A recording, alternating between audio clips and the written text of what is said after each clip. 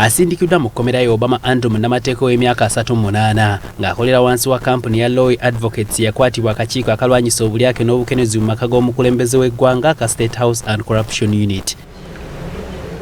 Okusinziira ku ludda oluwaabi, Munnamateeka Obama wakati w'omwezi gw'ekkumi mu mwaka 2022 n'omwezi ogw'omwenda mu mwaka 2024 yafuna ssente emitwalo gya $568 okuva mu Bank of Africa ettabi erikkololo okuyitira ku akawunti namba eri mu manya ga kampuni mwe bakolera nga ssente zino zaava ku akawunti ya Professor George Kanyeihamba mu bumenyi bw'amateeka.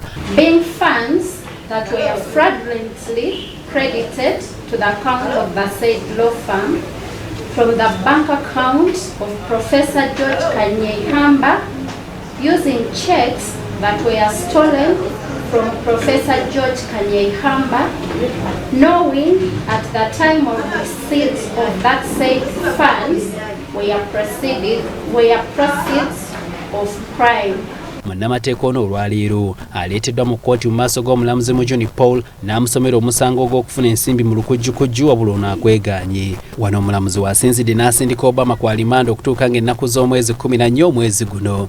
Hasif Sekiwunga ne Moses Jonjo, BBS Terefayina, Gambuuze.